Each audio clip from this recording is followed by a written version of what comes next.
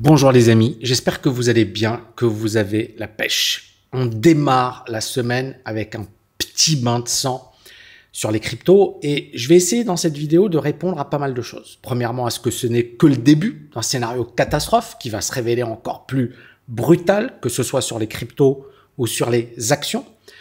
Deuxièmement, est-ce que c'était prévisible? Troisièmement, comment faire? Que faire? Alors bien sûr, je ne suis pas un conseiller d'investissement et encore une fois, je vais vraiment vous dire comment moi je vois les choses, d'accord? Je peux me tromper et mon but encore une fois, c'est vraiment, je sais que beaucoup de personnes se posent des questions aujourd'hui et moi mon but, c'est en toute humilité d'essayer de donner quelques réponses, d'accord? Alors, faut bien resituer les choses dans leur contexte. On vient de vivre une hausse de fou sur les cryptos, notamment le Bitcoin, essentiellement. Alors bien sûr, d'autres cryptos, mais beaucoup de cryptos étaient quand même moyennes. Mais le Bitcoin, c'est un petit peu le gros gagnant de l'arrivée de Donald Trump au pouvoir.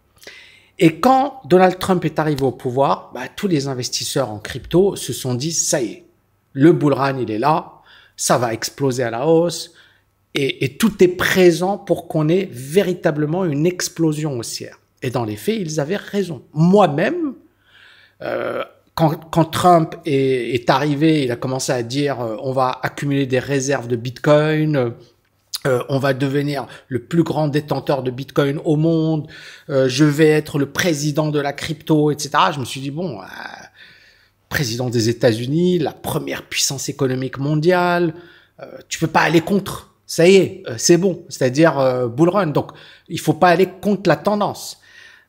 Maintenant, clairement, moi, ce qui m'a inquiété, c'est très rapide, hein, Nvidia cette semaine. Donc déjà, premier signal négatif. J'ai trouvé que Trump s'était très très bien comporté, il avait très bien géré sa communication, super. Et puis ensuite, les droits de douane. Et là, surtout qu'il les annonce très très rapidement. Et là, dès vendredi, j'ai vu les indices commencer à baisser. Et là, je me suis dit, il y a un truc qui est en train de changer. C'est trop. C'est-à-dire qu'on a le premier épisode Nvidia, là, le deuxième épisode. Et là, en fait, même si les investisseurs sont chauds, hein, parce qu'encore une fois, les gens, si le Bitcoin est monté, si les cryptos sont montés, c'est que derrière, il y a un vrai optimisme.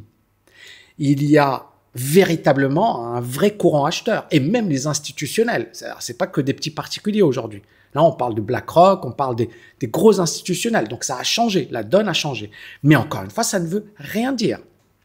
Moi, j'ai la chance d'avoir un peu de recul. Je me souviens que durant la bulle des valeurs technologiques, à un certain moment, même George Soros, qui était anti-valeurs technologiques, quand il a vu le bull run, il s'est dit « Ok, je vais acheter ». Et ils ont acheté en mars 2000 avec Stanley Druckenmiller, qui est quand même l'un des plus gros gérants de hedge funds. Et c'était le pire moment, puisque juste après, on a eu le krach boursier. Et donc, en fait, même les institutionnels, et c'est ça le problème, c'est que beaucoup de gens, quand ils voient les institutionnels, ils se disent « ça y est, youpi, c'est super ».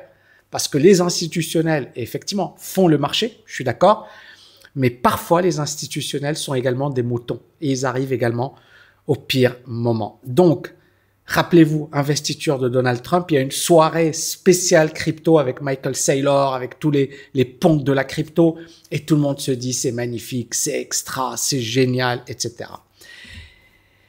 Donc, je continue. Très peu de gens avaient envisagé l'impensable. C'est-à-dire, c'est bon, il fallait vendre la news. Trump est arrivé au pouvoir, il a dit ce qu'il avait à dire, on a eu le bull run et le marché allait baisser. Alors bien évidemment, c'est pas fini, hein. Et encore une fois, la vidéo, je vais me poser, je vais parler posément, je vais vous exposer les faits, les avantages, les inconvénients, etc. Et ensuite, vous vous ferez votre propre idée, d'accord? Mais encore une fois, je pense que c'est important de contextualiser les choses. Donc, très peu de gens avaient envisagé l'impensable, c'est-à-dire que le marché puisse s'effondrer comme il le fait aujourd'hui, parce que tout était positif. Et aujourd'hui, on a la capitalisation sur les cryptos qui perd 11%, donc l'ensemble du marché crypto. On a le Bitcoin qui perd 6%, c'est pas grand-chose, mais vous avez XRP qui perd 24%, ETH qui perd 20%, le Solana 8%, le Dogecoin 25%. Ici, j'ai mis quelques graphes, peut-être que je ferai une analyse, mais vous voyez que le Bitcoin qui baisse quand même assez bien. Vous avez le TH, lui, c'est méchant. Vous avez Solana, méchante correction. Et vous avez le XRP également. Voilà, je vais revenir ici rapidement. Mais par exemple, ici, vous avez le TH, hein, depuis les plus hauts, il est à moins 47%. XRP, depuis les plus hauts, on doit être à moins 47% en 13 jours. Truc de fou.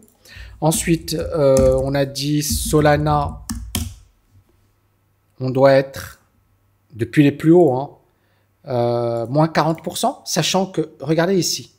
Ça, c'est l'investiture de Donald Trump. Et boum, c'est ça. Et ça, c'est le même coin. Hein. Ça, c'est le même coin de Donald Trump. Et puis, l'effondrement. Un truc de dingue. Bref. Beaucoup de moins 40%, moins 50% en quelques jours. Alors, bien sûr, on est habitué. Ça fait partie des cycles. Mais on voit qu'aujourd'hui, il y a eu beaucoup de gens qui ont liquidé leur position. Liquidation, ça veut dire quoi? Ça veut dire des gens qui avaient un levier, qui avaient des positions trop importantes et qui ont été obligés de déboucler leur position. Alors, conseil, jamais de levier, surtout sur les cryptos, même sur les actions, mais sur les cryptos, jamais de levier. Évitez de vous faire avoir bêtement, d'accord? Et par rapport aux stratégies, je vais y revenir à la fin, mais clairement, il faut déterminer sa stratégie dès le départ. C'est-à-dire, qu'est-ce que vous voulez faire? Mais ne pas tomber dans le piège. C'est-à-dire, c'est soit vous faites du trading, soit vous faites de l'investissement, mais vous ne faites pas les deux. Ça ne sert à rien, c'est dangereux. Donc, correction impensable. Pourquoi? Parce que, comme d'habitude, à chaque fois que les gens se sentent invincibles, à chaque fois que tout est positif, à chaque fois que tout est euphorique, c'est le pire moment pour investir et c'est le meilleur moment pour vendre. D'accord? Même moi, à un certain moment, quand j'ai vu Donald Trump, je me suis dit, c'est bon. C'est-à-dire, tu peux pas aller contre Donald Trump, tu peux pas aller contre les États-Unis d'Amérique, tu peux pas aller. Mais quand j'ai vu Nvidia et là les droits de douane, donc moi dès le vendredi, samedi, je me suis dit ça pue. Il y a un truc. C'est-à-dire déjà Nvidia, pour moi, c'était déjà un premier signal et le deuxième signal, c'est les droits de douane. Et je me suis dit, en fait, Donald Trump, avec Nvidia, j'avais trouvé qu'il était très très fort dans sa communication. Mais là, bon, après, il s'en fiche si le marché se crache. Mais le problème, encore une fois, c'est que, en fait, ce que Donald Trump, je sais pas, c'est pas un financier. Hein. Donald Trump, c'est d'abord un homme d'affaires dans l'immobilier. Ce que beaucoup d'hommes d'affaires ou de personnes qui ne connaissent pas la bourse ne savent pas, c'est que personne ne peut empêcher un crack. Je le dis, je le répète, personne ne peut empêcher un crack. Que ce soit Powell, que ce soit Donald Trump, que ce soit Warren Buffett, personne ne peut empêcher un crack boursier. Un crack boursier, c'est une panique. Et je vais vous donner des exemples concrets. Premier exemple concret, la crise des subprimes, 2007-2008. 2008, vous aviez le président de la Fed de l'époque, Bernanke, qui baisse les taux massivement. Vous aviez Bush et Obama qui mettaient énormément d'argent. Ils avaient mis, Bush, hein, et Obama est arrivé en 2009. Bush, ils vont injecter des centaines de milliards de dollars pour empêcher la chute de la bourse. Mais ils n'ont pas pu empêcher le crack.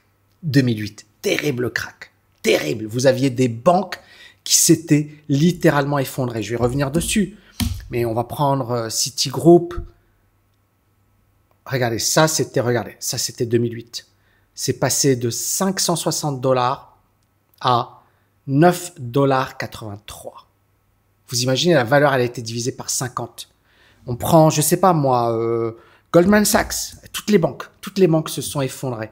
Elle passait de 250 dollars à 48 dollars. Vous prenez Bank of America, elle est passée de 55 dollars à 2 dollars. Est-ce que vous voyez le truc? Ça, regardez, ici, la date exacte, c'est janvier 2009. Mais bon, voilà, comme c'est 3 mois, on est octobre 2008, janvier 2009. D'accord? Donc voilà, ça. Et là, on a eu les plans massifs ici. On a eu les plans massifs pour empêcher un crack boursier. Plan massif. D'accord? Ils ont mis tout. Ils ont mis le paquet, les taux d'intérêt qui baissent. Ils ont mis des centaines de milliards de dollars, etc. Rien.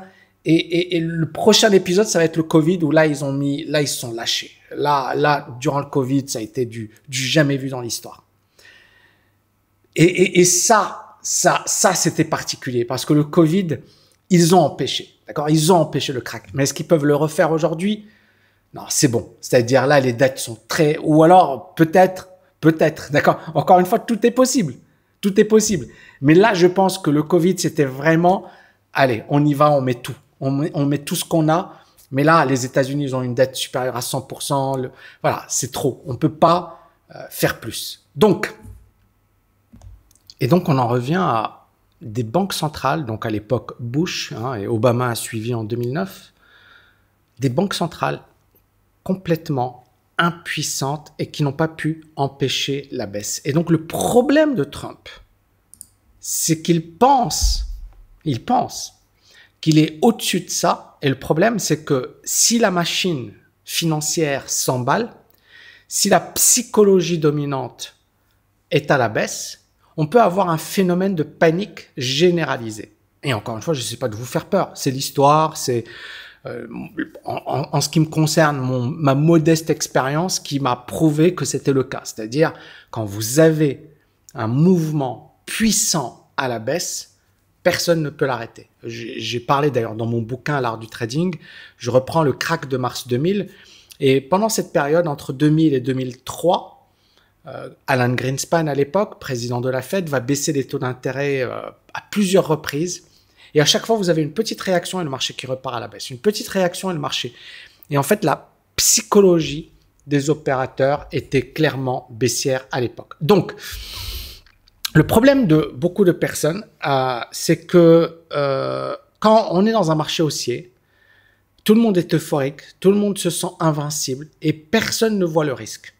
C'est là où vous avez plein de gens qui commencent à vous promettre que vous allez devenir riche, que le bull run il est là, ce discours moi me déplaît parce que justement, et si jamais ça se passe pas? Et ce discours, il est bien pour quelqu'un qui a le bon mindset, qui a le bon état d'esprit, qui a une vision long terme. Mais si jamais il y a un crack, que va faire cette personne? Et si cette personne, elle prend un levier important? Et si cette personne prend des risques démesurés, qu'est-ce qui va se passer? Donc la bourse, elle est impitoyable. Elle déjoue nos attentes, elle prouve que rien n'est acquis. Et la leçon à retenir de tout ça, c'est que tout est possible. Et que personne ne peut empêcher un crack boursier ou un marché haussier puissant. Personne. Donc, on a un mouvement aujourd'hui risk-off. Risk-off, ça veut dire que les gens veulent moins de risques. Pourquoi? Parce que aujourd'hui, il y a beaucoup d'incertitudes. Et les gens veulent, quand il y a beaucoup d'incertitudes, les gens ne veulent pas de risques. Et donc, c'est des phénomènes très, très rapides. D'accord? C'est-à-dire que quand les gens se disent « Ah, il y a un risque ou le danger est trop important », ils veulent récupérer leur argent rapidement. Le problème, c'est que c'est un phénomène de contagion.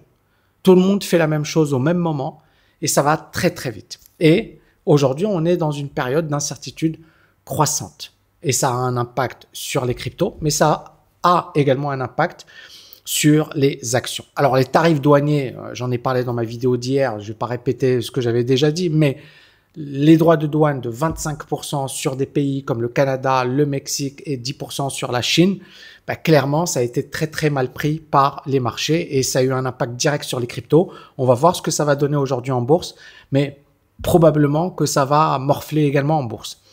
Et les effets des mesures protectionnistes, c'est quoi les conséquences? C'est tout simplement de l'inflation. On a un risque d'inflation qui est très important. On a une baisse du commerce international, ça va peser sur la croissance économique internationale et ça va probablement provoquer une contraction économique à court terme et donc c'est la raison pour laquelle les investisseurs ont peur. Aujourd'hui, j'en ai parlé hier, on est dans une phase d'incertitude sans précédent dans l'histoire. J'en ai déjà parlé, mais les dettes des États sont très élevées. On a des intérêts qui sont quand même assez importants. On a un taux d'inflation aux États-Unis. Le président de la Fed n'a pas voulu baisser les taux d'intérêt parce que l'inflation, elle est là.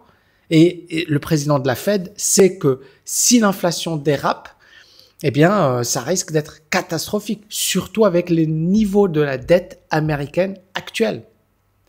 Et donc, ça nous rappelle clairement les années 30, c'est-à-dire aujourd'hui, avec ces droits de douane, avec la situation économique qui est quand même fragile. Et la première fois, parce que encore une fois, il y a eu un gros travail pour diminuer les droits de douane, etc. Et pour la première fois, vous avez un président qui vient, qui attaque, qui impose des taxes extrêmement agressives à l'échelle mondiale.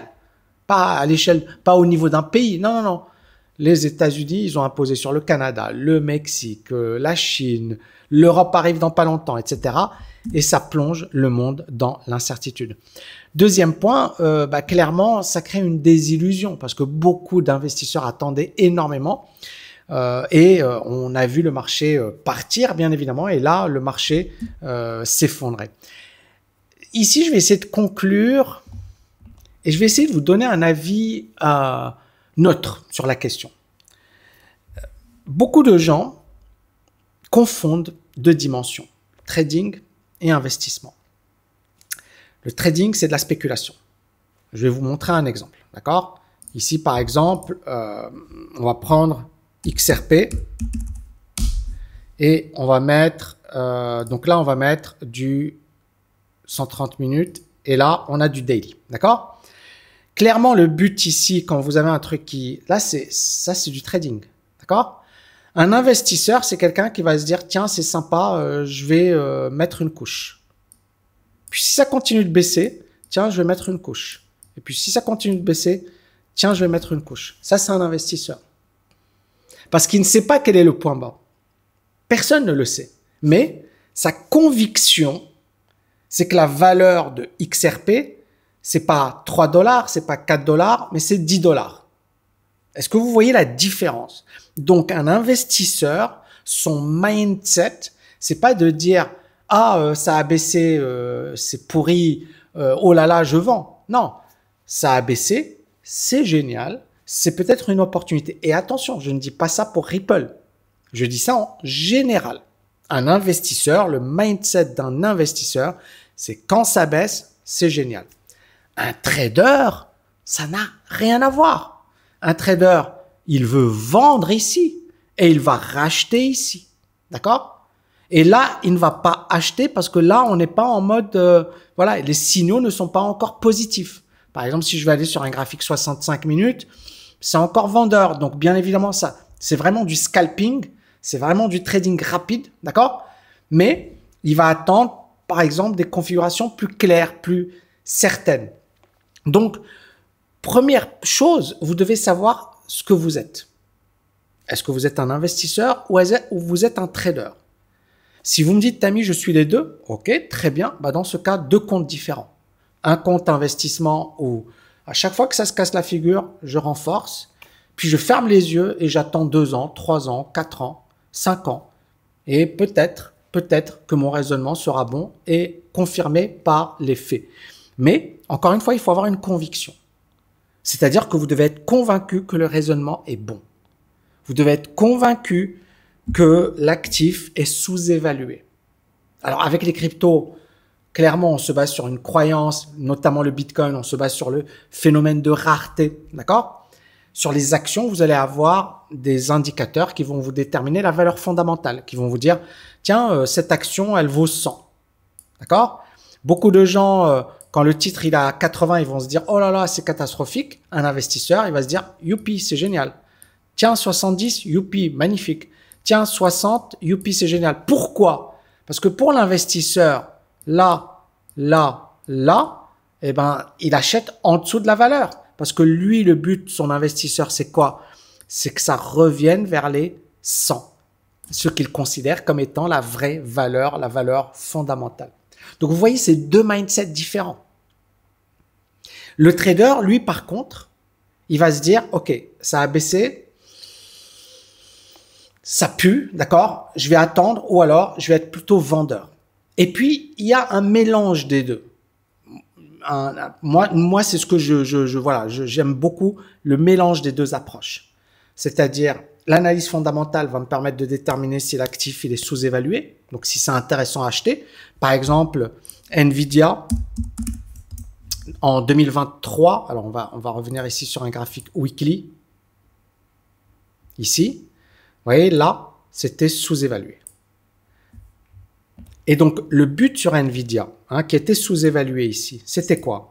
C'était pas de dire c'est sous-évalué, non, ça, on le savait, d'accord? On avait les indicateurs, on avait la valeur fondamentale, on avait les estimations, etc. Tout ça, c'était bon. C'était à quel moment on achète. Vous voyez, à quel moment on achète? Est-ce qu'on achète là, là, là? Ou est-ce qu'on achète quand le titre se retourne et redevient acheteur? Et donc, moi, clairement, je privilégie une approche qui combine analyse fondamentale et analyse technique.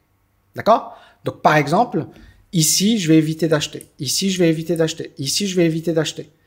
Je vais rater une partie du mouvement, mais c'est pas grave. Mais par contre, moi, j'ai envie d'acheter là. D'accord? Pourquoi? Parce que j'ai les deux. J'ai l'analyse fondamentale qui est au top et l'analyse technique qui est au top. Pourquoi? Parce que j'ai peur d'acheter un actif parce qu'il est sous-évalué et que cet actif continue de baisser. Ah, il est sous-évalué, il continue de baisser. Ah, il est sous-évalué, il continue de baisser. Un exemple concret, je ne sais pas si vous connaissez cette action. Tous les youtubeurs, les mecs sur les dividendes, etc. aux États-Unis vous recommandent cette action. Tout le monde. Regardez les sites, les vidéos sur les actions à dividendes. Il y a un mec, je vous assure, le mec, Walgreen, génial, j'achète. Oh là là, elle est sous-évaluée, le dividende, il est très élevé, blablabli, blablabla, blablabli, blablabla. Il n'en parlait pas aujourd'hui, hein. Il en parlait par là, là. Il disait, ah, c'est sous-évalué. Mais regardez cette action. Regardez. On va prendre un graphique mensuel parce que ça va être plus clair. Regardez. Elle valait combien? Elle valait au plus haut, elle valait 96 $. Et qu'a fait cette action? Regardez ici. Ah, là, c'est sous-évalué, 63 $. Ah, là, à 30 $, c'est magnifique. Ah, à 20 $, c'est extraordinaire. Ah, 7 $, waouh. Et là, regardez ce qui s'est passé récemment. On a eu un gap baissier. Pourquoi? Parce que la boîte a annoncé qu'elle allait arrêter de verser des dividendes. Je pense que la news, elle doit être là. On va regarder ça ensemble. Voilà, c'est une nouvelle incroyable. Walgreens suspends dividend, arrête de verser des dividendes. Elle casse une dynamique de 90 ans.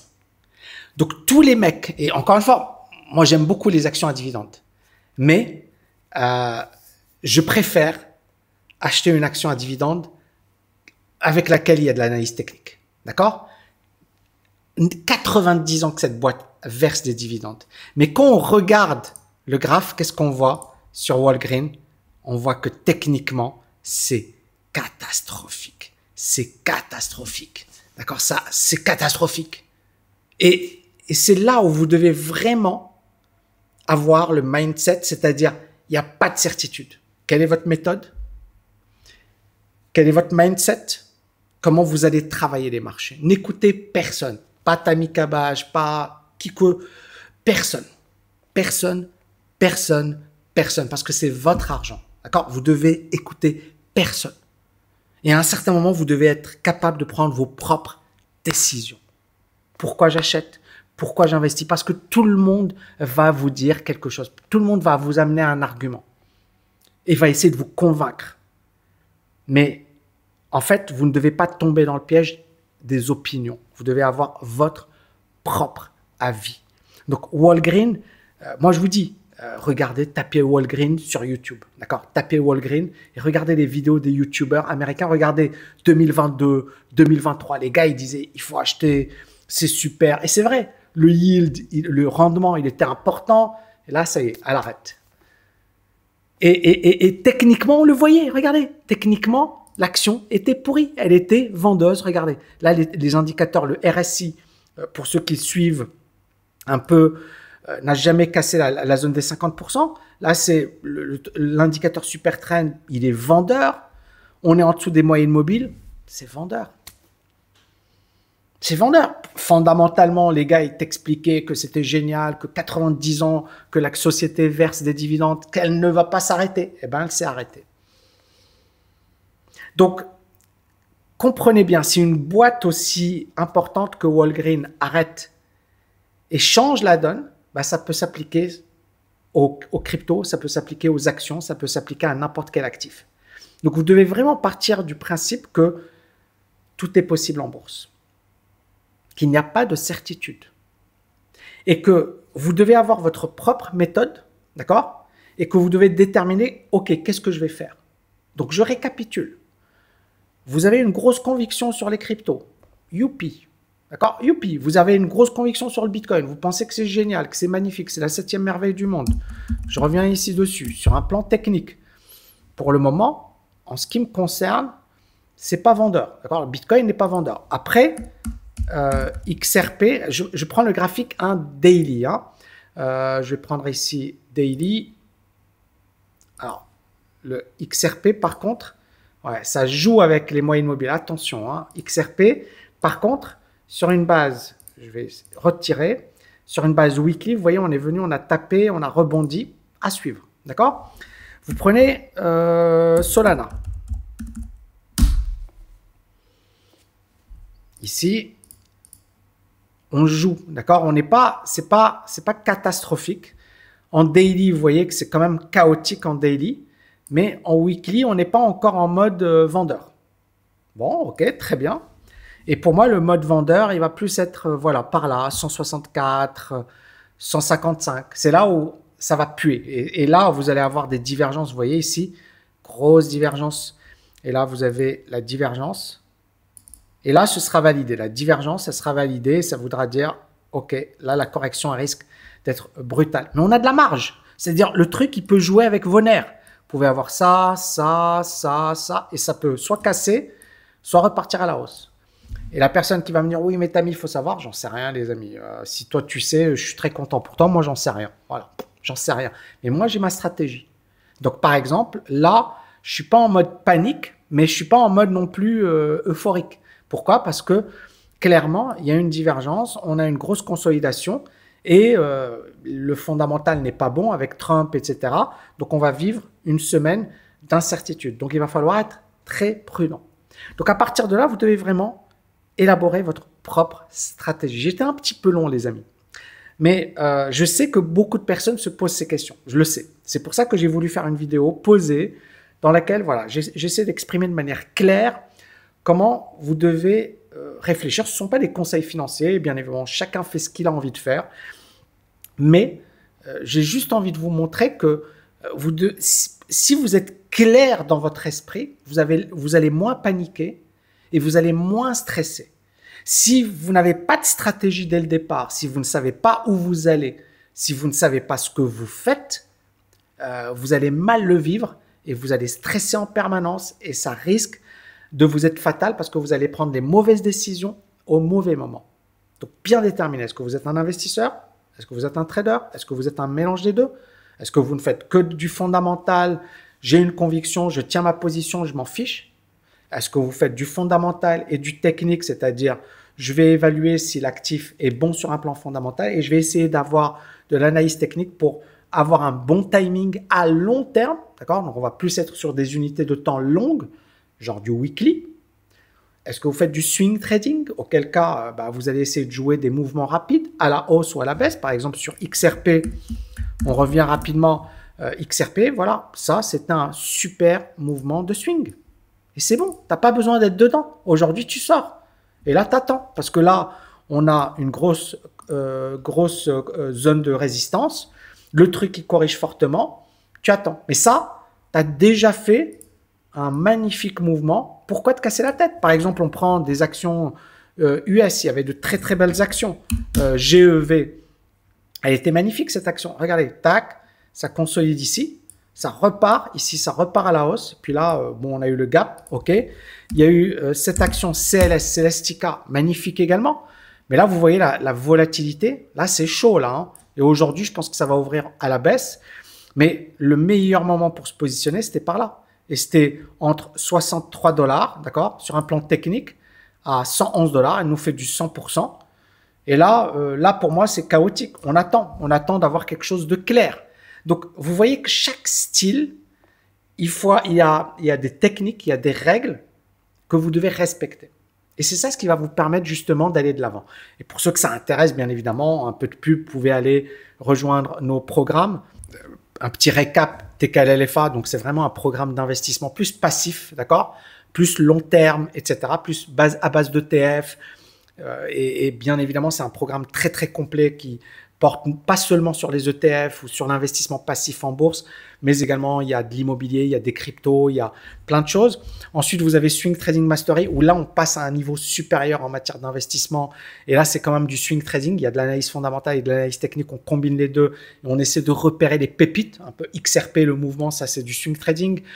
Par exemple, ce que je vous ai montré, Celestica ou GEV, ça c'est du swing trading, d'accord? Et enfin, Ultimate Investor, où là, il y a vraiment la totale, il y a toutes les dimensions. Pour info, et ça, je ne sais pas si on va le garder, mais en rejoignant Swing Trading Mastery, vous aurez 1 mois gratuit de TKL Markets. Donc, c'est un programme où je donne mon avis, etc. C'est très, très puissant et je donne quelle est ma liste des actions, quels sont les niveaux clés. Voilà, si ça vous intéresse, c'est le moment ou jamais. Je vous souhaite une magnifique semaine, les amis. Prenez soin de vous. J'espère que vous avez aimé cette vidéo. Si c'est le cas, faites-moi exploser des likes. À bientôt. Ciao.